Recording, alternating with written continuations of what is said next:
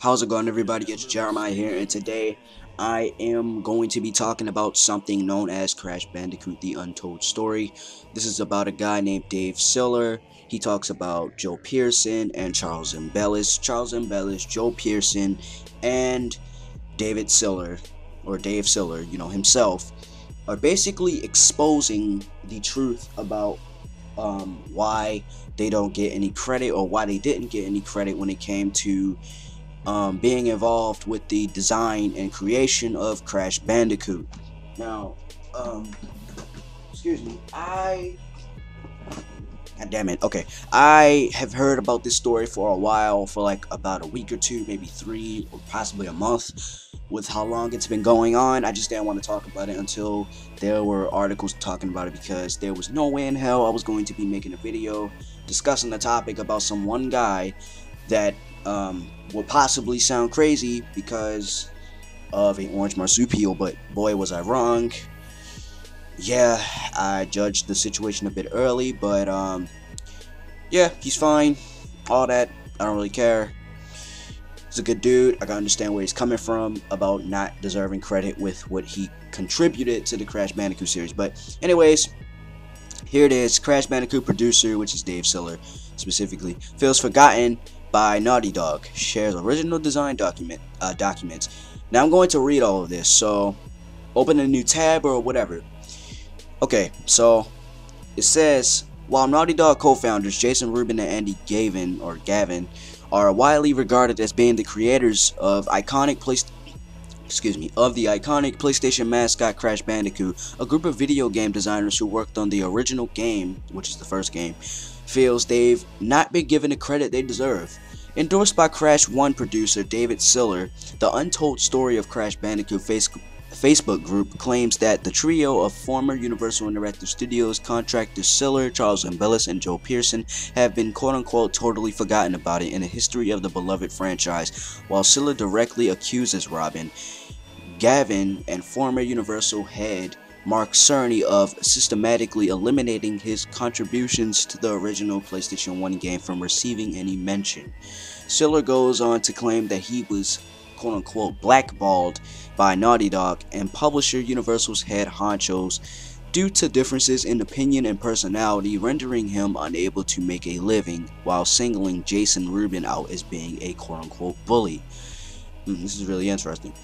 Alright, so the next line is, alongside a number of other rather inflammatory accusations about the conduct of a number of Naughty Dog employees, many of which we are unable to verify, the crux of Siller's grievances seem to be that the work of Rubin, Gavin, and Cerny in developing the character design and gameplay of Crash Bandicoot has been greatly exaggerated, with Pearson, Embellis, and Siller himself playing a much bigger role in the conceptualization stages than they have received credit for in the 20 years since the title's release. Joe Pearson had a somewhat more measured perspective on events, explaining, in quotes, Andy and Jason didn't steal from Charles and I. We were paid to work on the game on a standard work for hire, quote-unquote work for hire contract. Perhaps our contributions were arguably worth 3 or 4 times what we were paid for, but it was our choice to accept the terms of the contract and money offered, so I never had an issue with that. I did have an issue with the way Naughty Dog initially excluded Charles and I from any real credit for what we did, aside from being a couple of outside artists that were brought in. Excuse me, I had to like yawn and it like hit my chest a bit, but yeah, aside from being a couple of outside artists that were brought into the tweak the look of the game, I broke off my relationship with Naughty Dog after that. To his credit, Jason called me and left a long message apologizing for that. To my regret, I never responded. I should have, or perhaps not. Now that I understand how Naughty Dog systematically went out of their way to cut David out of the credit loop for his huge role in the game, my walking away from Naughty Dog was perhaps the best idea.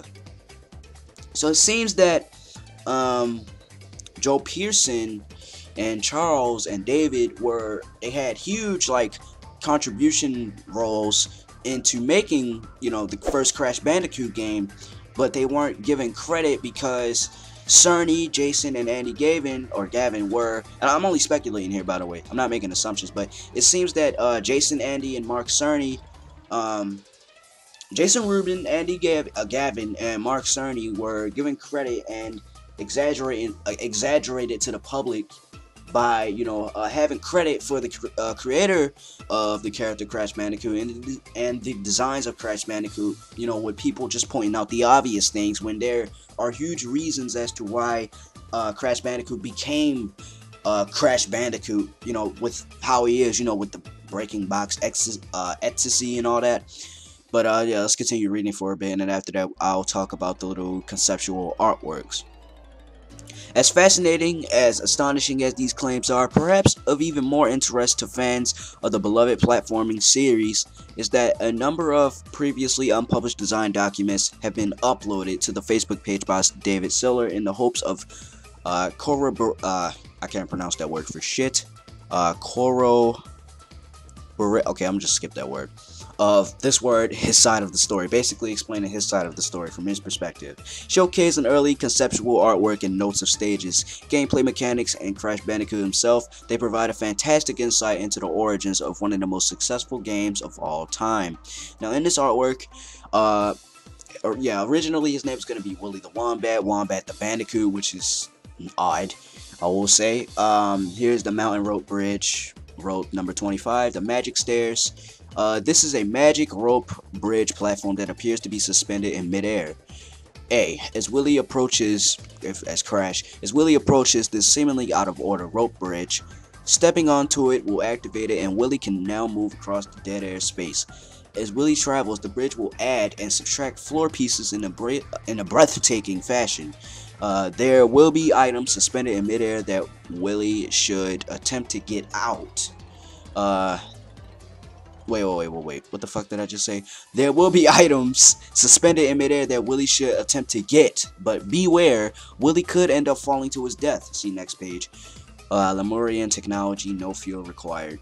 And yeah, that's that conceptual artwork. Pretty interesting stuff. Oh, that's right. I disabled my internet. Actually, I'm gonna pause this. So, give me a moment and I will continue. Okay, I'm back. Now, let's check out the second conceptual artwork, Project Wombat. So, this is basically like the prototype of a prototype. Like, it was a prototype idea for Willie the Wombat. This was actually going to be a freaking character before his name was finalized to Crash Bandicoot. That's Crash Bandicoot right there, by the way. Round 1, Beach 1.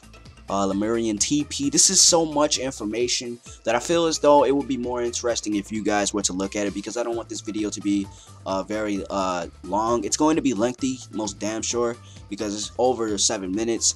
But this is this right here is the Cortex Vortex. I believe that Joe Pearson originally designed this, and we can't just go off making assumptions just from the public info that we received and just straight out shun what Charles Embellis, David Siller, David Siller, and with what Joe Pearson, Charles Embellis, and David Siller has contributed to the Crash Bandicoot series. We can't be blinded by the public info that we've been shown to us for years and years now, when we really don't know what happened at Naughty Dog and Universal Interactive Studios, basically that whole situation. So all of you could take a look at all these artworks and all that.